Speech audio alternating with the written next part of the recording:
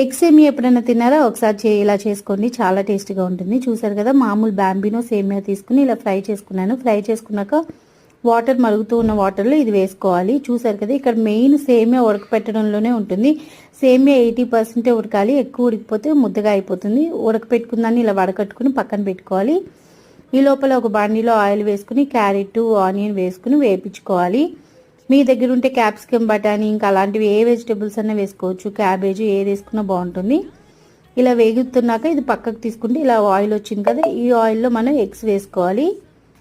చూసారు కదా, ఎగ్స్ ఒకటి ఇలా కలుపుకోవాలి, కూరగాయ ముక్కలు కలుపుకోకుండా. ఎగ్స్ మంచిగా ఇలాగ ఫ్రై అయిపోయిన తర్వాత దాని తర్వాత కూరగాయ ముక్కలతో కలిపి ఫ్రై చేసుకోవాలి.